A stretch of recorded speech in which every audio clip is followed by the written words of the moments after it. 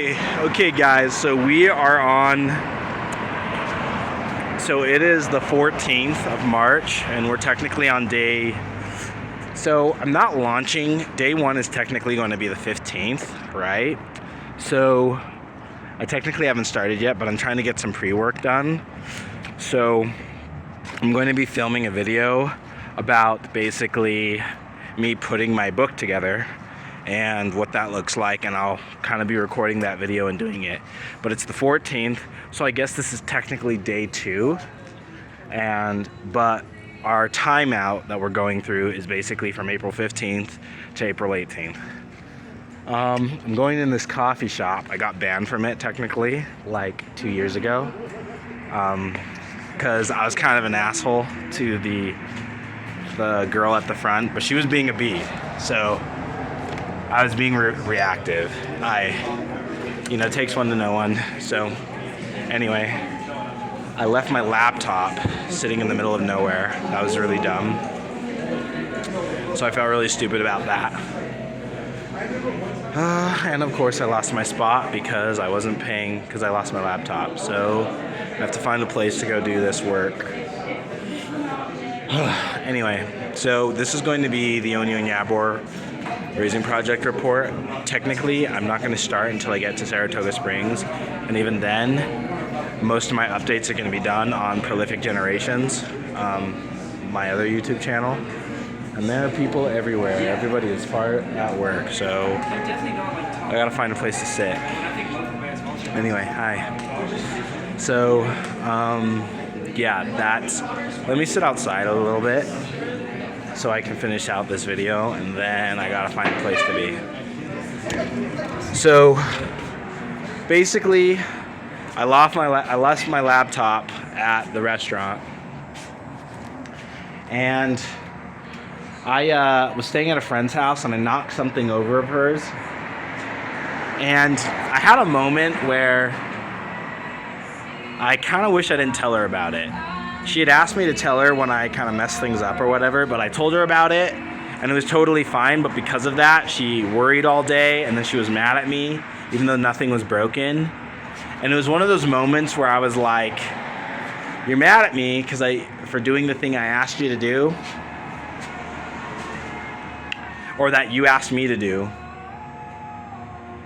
And had I not told you, you wouldn't have known. And then I wouldn't have to deal with like your anger, right? So there's a part of me that's like, on one end I can understand why she's angry, because she was saying like, oh, she felt like I was clumsy, bumping things over, being reckless, not taking care of things. So I can understand that. But then there's also this other part of me that's like, okay, nothing broke, and I can understand like I need to be more careful. So I did apologize for that, and I do recognize that's a thing. So I do recognize I need to be more careful. I think it's just sort of, I think when someone gets mad and then you tell them, especially when I could have not told you and I wouldn't have had to deal with the consequences, you know what I mean? And now of course I'm always going to be honest and things like that, but it definitely made me alienated and it made me want to get out of there, because it felt like I was being punished for being honest and doing the thing that was asked of me, especially because nothing had been broken, right?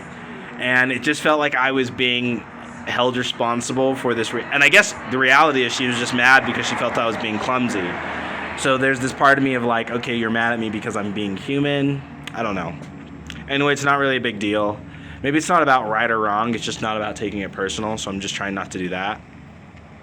But I've definitely been very prickly lately. Definitely been very prickly. After doing yesterday's video, and then just deciding to really take things to the next level with this 30-day challenge. It's looking more like a 35-day challenge. So I'll say a 35-day challenge. But I'm definitely leaning into like my anger and like my crazy, just because I'm definitely at this point where I've set up a lot of things, I've done a lot of work, and I definitely feel like really unseen and unrecognized. And a lot of things have been kind of sliding against me. A lot of things have gone my way, not the way I would like them to, but it's worked out. But there's definitely a chip on my shoulder. And there's some people who will be like, oh, don't have that chip. Fuck you. I'm going to have that chip, right? And yeah, I've just been kind of plugging away, and it's been good. I'm really excited taking things to the next level. I'm excited to get into a place with Wi-Fi and kind of just out of the city so I can just focus on the work ahead of me. I was able to create some opportunities where I could just do that, just focus on the work ahead of me. Because I realized like a lot of people are coming in and helping me, but I'm also at this point where like the only proactive energy is coming from me. And I realize I owe a lot of people. I need to make good on a lot of promises, and I've been falling behind, and that's been really frustrating. And I know God's with me. I know the universe is on my side. I'm just realizing that there's a part of me that really wants to be alone, not just to be alone, but just so that I can stay focused and get to work and just set everything up so I can like build. Because I have a very clear vision. And I'm actually kind of grateful for the failures, because the failure has given me a greater vision. It's been weird because my response to that failure has just led to more and more expansion and ambition. It hasn't deterred me. So it's almost like every time I get a step back, I just set a bigger goal, you know? And maybe some people are like, oh, well, that's just setting you up for failure. But it's like, well, then I'll just keep setting bigger goals, and eventually I only have to hit one. And eventually, if I hit that one, the goal will be so big, it'll all make up for it, right? So that's kind of been my mindset. And it's been good. I'm really excited. I have a feeling this is going to be a very special month. I'm getting ready to really tuck in. I have the place all to myself, and I have everything I need. And the ideas are flowing. Everything's just in a straight line in front of me. So it's like just a matter of taking those steps every single day. And it'll be nice to not have to, I guess, negotiate with anything that's not in line with my mission. And it's been tough, obviously. Like, it's not been tough. I think it's more just I'm having to let go of a lot of old ideas, and I'm starting to realize that who I really am was always a simple matter of making the choice to be who I was meant to be. And it's sad to say, but before and now, I probably just wasn't choosing. I just wasn't. And now I feel like I am, and that's when the vision's coming to me. So I'm just knocking down the steps day by day, working to be as efficient as I can. Got to focus on input, because I've been definitely grinding my output a little bit. So I'm going to be reading a little bit of a manga. Then I'm going to be working on the book, and I'm going to film that a little bit as much as I can. And what's cool is I feel ready.